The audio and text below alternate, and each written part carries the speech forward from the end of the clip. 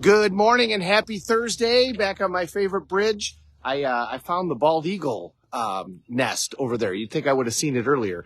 So we've been talking about energy. We've been talking about health. We've talked about vital breathing and how deep diaphragmatic breaths, the power that they have in order to completely change the chemical makeup of your body, the ability to burn fat, oxygenate. Then we talked about the lymph system and how you need to move that in order to get rid of the garbage. That's the garbage system of your body. And you need to not only take in healthy nutrients and oxygen, but you need to get rid of the bad stuff. You know, billions of cells die every minute and they got to get gone. And when you don't get them out of your body, then bad things happen. They clog up. And when your body gets clogged up, that's when things can start to go wrong and things can start to go south for you. So we want to breathe. We want to move. Okay, so what's the next thing? Well, I talked about the octogenarian zones that exist in the world. And there's a series of areas in the world where traditionally and historically people live well past 100. And this has gone back for hundreds of years. This isn't just recent. This is something that's gone back for generations now. So some of that is genetics, for sure. Some of that is going to be genetics that's going to play a role. But what is interesting is when people move to this area, they start to live this exceptionally long period of time. So what is about the area that makes it so different? So one of them is in Japan, one of them is in China, there's one in South America, and there's one here in the United States, in the Western United States. So what do those areas have in common? Well, the biggest one that was learned in China and in Japan was when they did the China study. And you should look this up and read about it a little bit. General Mao decided to figure out what was the best way to live, because in China, every type of food and every type of lifestyle exists. The country is so big and so vast with so many people. So General Mao instigated one of the largest social study experiments in the history of mankind and did the China study. And Google it. You can't read the whole thing because it goes on for you can, but it goes on for thousands of pages. But essentially what they learned is this: a diet that is highly based on a vegetarian diet, the areas of China where they predominantly eat vegetables and rice, they had much healthier lives. They lived longer with much less cancer, with much less other issues. So that's kind of the crux of the study. And then when you go to the other centenarian spot in Japan, kind of the same thing. The predominant food is rice, vegetables, and fish, as opposed to the area of China where it's predominantly just vegetables. So here's what we learned, because then we're going to add the octogenarians in the United States and we're going to learn something even more. But here's what we learned. You want to eat things that cleanse you and don't clog you. You know, what's the number one ingredient in the human body? What's the thing that most makes up the human body? Water. What's the thing that most makes up our planet? Water. You know, how long can we go without water? Not very long. We can go for a long time without food, but we can't go very long without water. We can go even less without oxygen. That's why we talked about that first. So if you want to live, you got to eat things that are alive. That makes sense, right? That's logical. I mean, because if you go study, you know, what to eat on a healthy diet, you're going to get 89 different ideas, and probably there's relevance to all 89 of those ideas.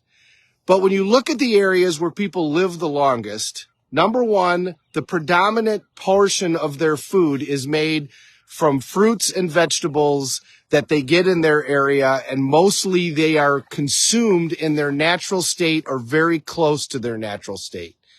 In the area of Japan, it is predominantly vegetables and they're steamed. In the area of China, it is predominantly vegetables and rice, and they are also steamed or they're cooked over an open fire, but that's for very short periods of time. They might even go into a stew, but again, they're not overcooked. So the third rule of vital life, of living for a long period of time and healthfully living for a long period of time, is to consume fruits and vegetables and to consume them in their natural state as much as possible, and to have that be the major portion of your diet. Now, does this mean that you have to become a vegetarian? No, because the other centenarians that live in the Western United States, And a majority of their diet is buffalo. So they actually eat a lot of meat. But let's think about the type of the way that they do this. So number one, they eat buffalo who actually eat grass as opposed to corn. Remember, cows, buffalo, all of those types of things, they were not designed to eat corn. They were designed to eat grass. So they eat grass. The buffalo was incredibly prevalent back when this whole thing started, that they lived within this long period of time. So it was easy to go get them, and they could kill them. And when they ate them, they ate the healthiest parts of the buffalo, and they ate it quickly, right when it was killed. And think about the animals that live, like, let's look at Africa. Think about the animals that live in Africa. Who's on the top of the food chain? The lion. Does the lion eat predominantly meat? Obviously, yes. It eats almost exclusively meat. But the lion kills, eats the best part of the animal, and then walks away. What comes next? Now comes the scavengers, who eat the lower level part of the animals. They eat the intestines. They eat the connective tissue. Well, who looks better and who lives longer? So you can tell that if you're going to eat meat, you want to eat the high-end portions of the meat. You want to eat it from a very healthy source, and you want to eat it right away. And then what makes up the rest of the Native Americans' diet? Fruits or vegetables that they grew in the area. So number 3 for living health is you want to eat live foods, and you want to eat them while they're still alive. And if you want to add meat to that, go right ahead. But the meat that everybody adds is healthfully sourced. It's locally acquired. So like in Japan, it was fish that they actually caught. And then it was consumed in a very healthy way. So they got the animal, they killed it, they ate it right at that period of time.